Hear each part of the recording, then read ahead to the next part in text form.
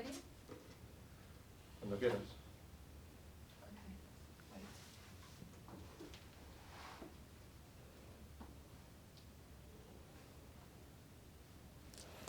Well, hello everyone and welcome to today's class. I'm Teacher Del, and before we start today, I would like to wish a wonderful day to all the ladies who are watching us live right now, because today is International Women's Day, so it's very special for us ladies. Okay, today we're going to be talking about the imperative. Right, so it's a really important tense in the English language. But before we do so, let's remind ourselves to what we did last week. Now, last week we had a great lesson. We talked about Netflix and we talked about the documentaries that you can watch on Netflix so you can learn English as well watching Netflix. So we gave you some recommendations about different documentaries. We gave you some specific vocabulary and also how to learn English with films, whether they are films or documentaries, okay, to get the most out of your films and to learn English. This was a special lesson with teacher Robin. If you want to watch it again, or if let's say you missed it, you can do so. As you know, all of our classes remain posted on Facebook. Very easy. You go back onto our Facebook page, onto the left-hand side of the screen, you click on the video section, another window will appear. You then select the class that you want to watch. You can write some comments and we will reply to you as well. Okay, right, we've got some people joining us today. We've got Alec, Fer from Costa Rica, so hello, Temi and Yison as well. It's a good idea to come and say hello so I know that you are watching. Tell me where you are watching us from. Tell me your level of English or any questions you may have. As you know, towards the end of the class today, I will have 3 questions for you. And it would be fantastic if you could write the answers so I could give you feedback live. So please participate. If this is the first time that you are watching us, it's very easy. All you need to do is enjoy the class and participate. Come and say hello, write some comments. Okay, lots. We've got Yari as well, who's watching us live, and Yari from Spain, and we've got Andres from Colombia. So we are everywhere today. Okay, so let's talk about the imperatives. What are they? We use this tense in English when we want to give instructions to people, when we want to tell someone what to do, or when we want to give commands or orders. It depends. Imperatives, I'm warning you now, are very, very easy, so don't panic. How to form imperatives? Basically, you take the verb in its infinitive form, but you remove the to. So it's the verb without to. Some examples here. Hurry up or you'll miss the show. Hurry up is the verb and I've actually removed the preposition to. Switch the TV off. Again, the verb without the preposition to. And if I'm going to bake a cake, if I'm going to give instructions, I'm going to say put flour, milk and eggs in a bowl and whisk until smooth. So I'm giving some instructions, some directions in the imperative form. The negative imperative is also very easy in English. All you need to do is to add do not or don't just before the verb, without to, without the preposition. So the example, don't be late. I'm sure some of you already know how to use this.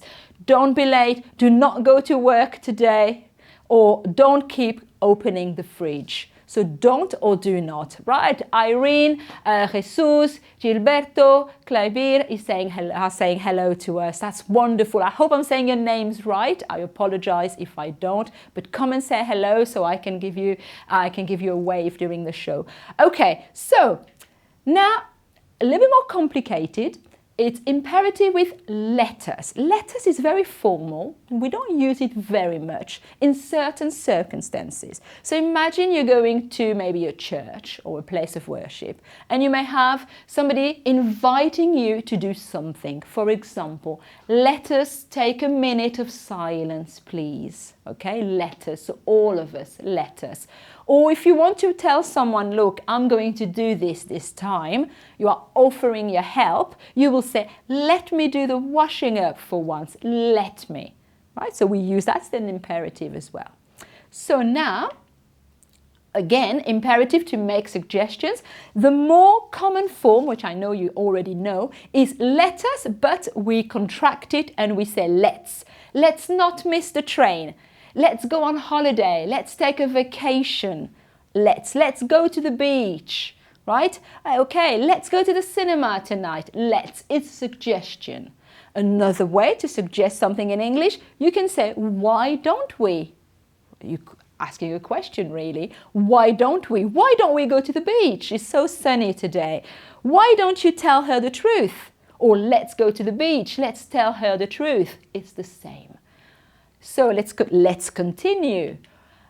Imperatives to make requests. Now, you've got to be careful with the imperative. It depends how you use it, because it can be a very direct form to talk to people. So it's a good idea in English to make it a little bit more polite, because the English language uses lots of politeness, to add just, please, or if you don't mind, if you wouldn't mind. For example, you could say, just wait for me here, please. Just wait for me. It's very different from wait for me. You see? Just wait for me. It's not so much an order, but it's like, you know, you want the person to wait for you. So it makes a difference. Close the door, if you wouldn't mind, instead of close the door. That's rude. Okay? Close the door if you wouldn't mind. That's much better. So be careful when you use the imperative. More people. We've got Pablo, Alfonso from Mexico, Rosario from Peru, Roxy, Mauricio. Everybody's watching. It's wonderful. Okay? Tell me if you are watching our classes on a regular basis. Is it the first time? Or maybe you are somebody who never misses our class. Okay? Let me know. Then you can use the imperative to give directions. We did this class last week or the week before, and I did this class for you. Very simple. Use the imperative to give directions. When you want to tell somebody, turn left, make a right, take a left, go straight down, okay? Here you're giving some directions, but it's not rude. It's not, you don't need to add please or if you wouldn't mind, because it's expected here, okay? Take a left, turn right. This is fine. This is good language. Then imperatives with a subject pronoun, especially the subject pronoun you, okay? You for emphasis. Again, be careful. It depends how you use it, because if you use it in the wrong way, you could sound a little bit too direct at times. So let's have a look. I'm asking the question, can I go home? And somebody tells me, no, you wait here another 10 minutes. No, you wait here, okay? It's very specific. It's really telling me that I have to stay here. I could simply say, wait here, but you wait here is you insist. In the negative, don't you tell me what to do. It's almost like a warning, okay? Don't tell me what to do. That's direct, but don't you tell me what to do. It's a little bit stronger. I think you can see the difference here. Then when you address yourself to a group of people, now this is an interesting one because it's useful, okay? Imagine there's an emergency and you need an ambulance and you need to say this quickly. You'll say, somebody call an ambulance, quick, somebody call. I am not adding an S here, okay? So it's somebody call. Everybody sit down, okay? There is no S. And in the courtroom, you will hear all rise. Everybody stand up. Again, no S. So here it's when you address yourself to a group of people. Somebody call a doctor. That's another example. Right, we've got Jesus Manuel from Mexico who says, I've been watching all your videos and I think they are incredible. Well, that's fantastic, okay? That's so happy because we love doing a good job for you. We've got a fantastic new studio. Have you noticed our studio, how wonderful it is? Let us know, okay? Because we're doing more and more for you. Abba is doing wonderful things. So let's continue with our lesson here. Imperatives with do. Now, I don't know if you use do, but let me tell you how it works. This is to sound more polite and formal. Right, do come and visit us next time. I could say, come and visit us next time. But I'm not insisting very much. Come and visit us next time. But do come and visit us next time. That's different. It's really you mean it. Do come back and see us, okay? Do call me. Do write to me. So it's like you're telling the person, please do that. Or do help yourselves to the food. Help yourselves. Go on, help yourselves, that's fine. Do help yourselves, it's nicer. Do sit down, please sit down. It's the same as please sit down, but you insist a bit more. Do sit down. So if you didn't use the do in this manner, try to. Well, do use it in this way. That's it. I've given you lots and lots of different ways to use the imperative. I know it's a lot, but you know you can watch the class again, so it'll be fine. I've got 3 questions for you, okay? The first one, write a sentence using let's, okay? Write a sentence using let's. Second one, write a sentence using don't. And last one, give directions using the imperative.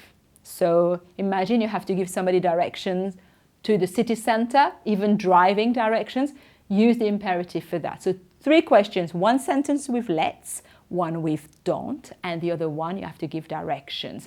Carlitos from Argentina says he's studying with Abba. I'm studying with you. Abba is the best. Thanks a lot. Well, that's wonderful. Okay, it's lovely to hear this. Jordi from Catalonia says it's the second time that he's watching the live class. Well, I hope then you will be, making a habit of it. Edgar Sol, it's the first time. Well, welcome if it's your first class. I hope you enjoy it. So it's every week. It's now twice a week. You need to check Facebook and the schedule on Facebook because now we do 2 different classes live for you every week. Okay, you've got time now to write the answers.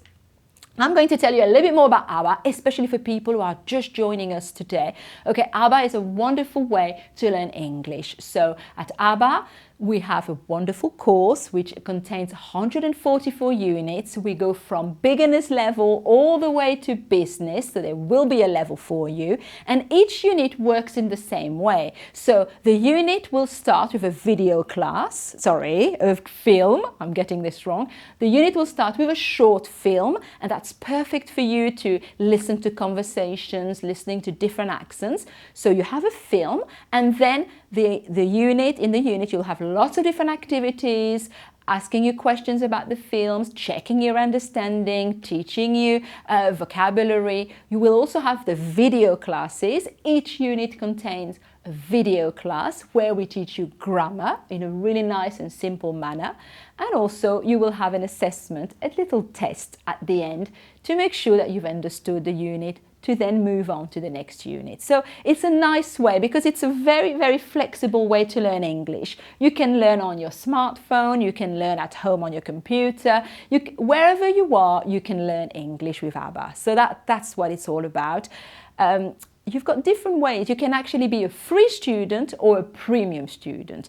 Very soon I'll be posting some links on the same page and you'll be able to sign up to become a free or a premium student. What's the difference? If you are a free student, you have access to the first unit of every level.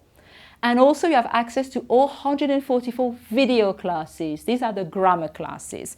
But if you're really serious about learning English, then you need to be a premium student because then you have access to all of the course, 144 units, all the films, all the activities, all of the grammar video classes, and on top of that, and that's the best part, you have got access to your own teacher. In the form of emails, you can write to me or to teacher Robin, okay? And we reply to you. You send us questions and we reply to you very, very quickly. So it's a wonderful way to learn English. Okay, so we do lots of other things for free. We do the live classes now twice a week, different things on Facebook as well. We've got the ABBA Journal where we write different blogs. I will post a link on that, different articles, and we are on Twitter and on YouTube. Okay, first Rosario, Roxy, Virgilius, Fernando, Graciela, Miriam and Ruben. It looks like it's the first time you are watching us. Well, good, welcome, and I'm sure you'll watch us again.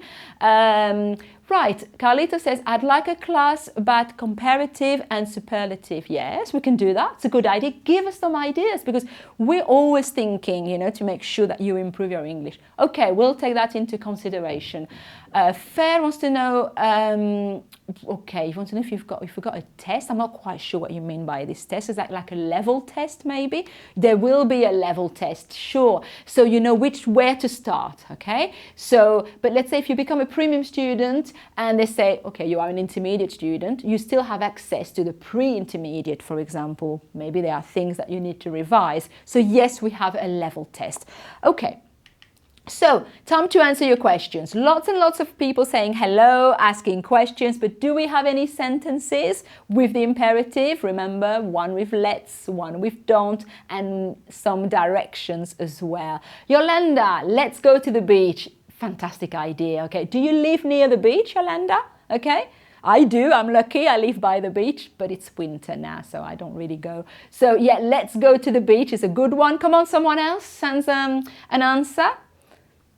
Let's see. Let me tell you about next week. We have a wonderful class, okay? We're going to be doing a bit of grammar again. We don't always do grammar, but next week we are. We're going to be talking about tricky prepositions. Tricky means difficult. Prepositions are difficult in any language, and especially in English. So next week, I will be telling you, you know, how to learn prepositions and the differences between some of them.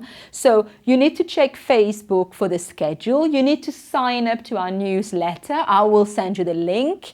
And also you need to turn on your notifications. You are always notified in advance about the class. Isabel says, let's move on. Yes, good idea. Let's move on. Or don't use those tools. Yes, that's a negative. Don't use those tools. Go straight on and turn, yes. And that's it really. Okay, that's it for today. I want to say thank you very much for all of you for your participation. I've really enjoyed being with you today. I hope you have. And I will see you next week for tricky prepositions. So have a good day, everyone, and see you next week. Bye-bye.